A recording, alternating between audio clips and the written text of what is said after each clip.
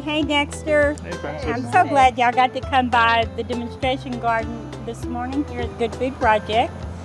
We're just so grateful for the partnership we have with NRCS USDA, and I'm in particular grateful for the work that Brandon Waltman did on our soil video we filmed a while back with our volunteer kids who come along. So Dexter, you're helping us with our teaching of children. What do you think? Yes, I think it's fantastic. You know, when I first heard about and witnessed what you all were doing there, I said this is something that the NRCS needs to get involved with, because so many times we talk about future generation of farmers, who's in the pipeline. So what you all are doing, you're actually putting future farmers in the pipeline. It's critical, you know, it's vital. It's something we can't do without. You know, we all have to eat, and so you're putting that next generation in the pipeline to ensure that we would have a good food source there, and we're just appreciative to all that you do. Thank you. And then Amy, the soil conservation that Brandon talked about, that is so important. So how does NRCS cover that for our area? It's really, it's key, it's vital to who we are as an agency. And in fact, that's how our agency started, was right after the Dust Bowl and when there was such a crisis in America. And folks realized that, you know, we need to take care of the soil. And in fact, our very first chief, his motto, and it's still our motto today, is you take care of the soil and it will take care of you. That's right. And so the work that you and the Food Bank and the Good Food Project is doing is just an extension of that, and helping us reach, like Dexter mentioned, the next generation of hopefully farmers is what we're all about. And so we're thankful for this partnership. My name is Brandon Waltman. I'm a resource soil scientist with the Natural Resources Conservation Service. Y'all ever heard of a soil scientist before? No? What do you think I do for a living? That's right. I study the dirt, or what we call soil, right? One of the key phrases in our name, NRCS, is conservation.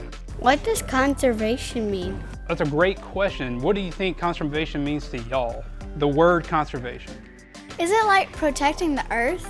That's what I think about every time, you know, I come to work every day. I'm here to help people save our natural resources. When I think of conserve, I think of save. Just like when you leave a room, turn out the lights, conserve electricity, turn off the faucet while you brush your teeth to save water, to conserve water. That's what we're here for as conservationists, to conserve our natural resources.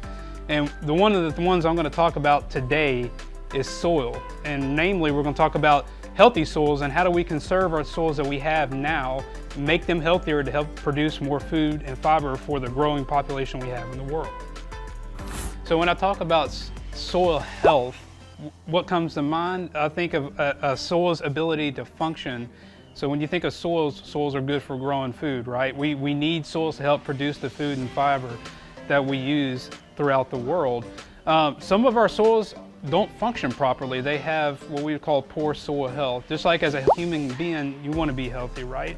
So what we're designed to do, our agency is designed to do, is to help implement these conservation practices that build on the soil function, that help all the microbes live and thrive and actually produce good food and fiber that we can all eat across the world. Isn't this just dirt? Dirt is what you find on the bottom of your shoe, right? Really what that is actually soil. Soil is a living ecosystem. It's alive, it's full of microorganisms. But really, in this piece of soil right here, we'll talk about it a little bit more shortly, but there's mineral material. We have sand, silt, and clay. Then we have the organic matter, which is really, really important when you're talking about soil health and building up the health of our soils across the nation and across the world. Then you have all these little tiny holes in here. You see all those little small holes? Those are called pore spaces. So all the pore space in the soil is either occupied by water or it's occupied by air. But one of the things we're really going to focus on today with our demonstrations coming up shortly is the impact of management and how we manage our soils in agriculture. How does it affect pore space, and really how does it affect organic matter? Because organic matter really is the foundation of what makes our soils thrive. It has all the living organisms, because really in a teaspoon of healthy soil, there's more organisms, microorganisms in that teaspoon of healthy soil than there is people on the planet. So that's 7.5 billion organisms in a teaspoon of soil. So it's pretty fascinating. So one of the things I really am going to emphasize today with everyone is the organic matter. How do we build organic matter? What is the purpose of organic matter? So really, is it just dirt? Not necessarily. It's a living ecosystem that we have to contend with. Over at Good Food Project, we do composting. So what does composting do for the soil once we add it back to the soil? It adds a lot of organic matter back to the soil. So we've been focusing a lot on the organic matter fraction. Why is that really important? Because it holds a lot of water and it holds a lot of nutrients. So that compost that you're building with all the decomposing plant residue, vegetables and fruits, all that is getting broken down by microbes or microorganisms, and organic matter is being built. So once we add it back to the soil, we're actually helping improve, rather quickly helping improve that organic matter content and that overall soil health. A lot of our soils are unhealthy because it really has to do with management.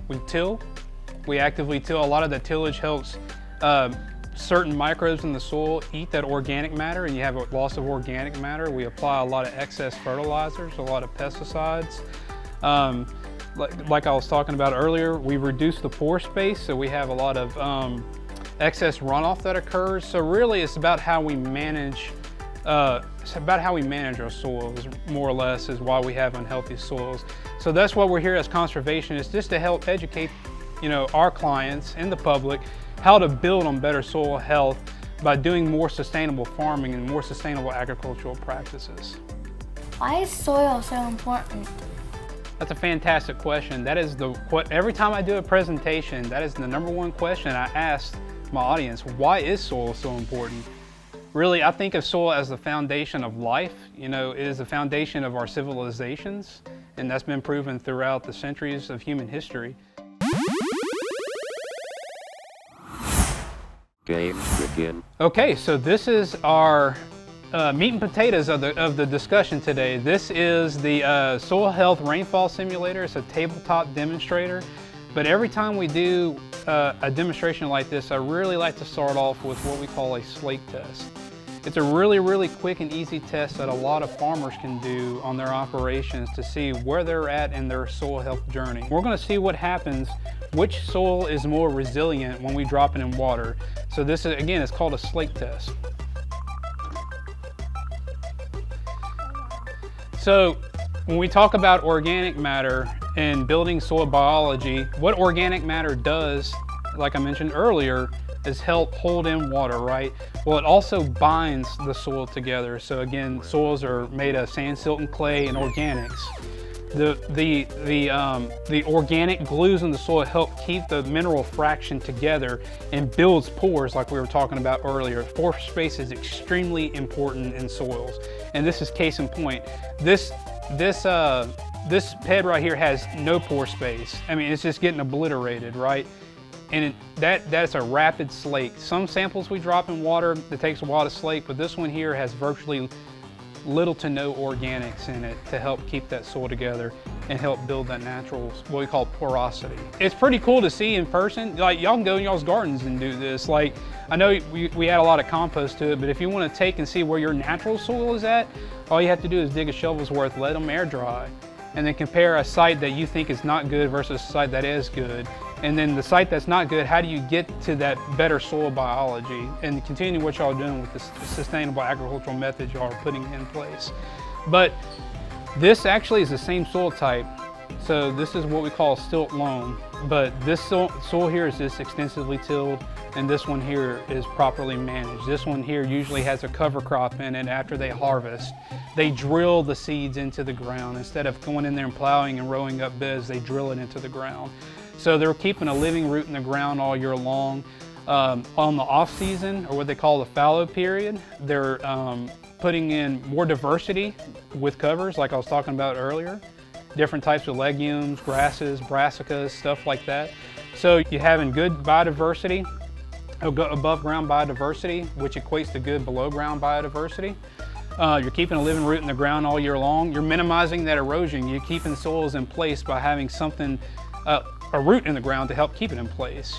So it's pretty important. You can see the benefits of having good soil biology just in this little test like this. It's pretty neat to see. So what we're gonna do is gonna have you guys pour these jugs. I just need 3 volunteers. 1, 2, and 3. You wanna come? Okay, so this is what the pan looks like, just as a heads up. So you're actually gonna see if we have more water coming off. We call that runoff or erosion. We're gonna see if we have more water coming off the front, and the erosion is gonna, the runoff is gonna collect in these front jars. And then the reason why this is open is designed to allow any water that soaks through or infiltrates the soil. Do any of these samples infiltrate? I hope they do. We'll see what happens. So y'all 3 come over here. I'm gonna ask you guys to pour this sample in.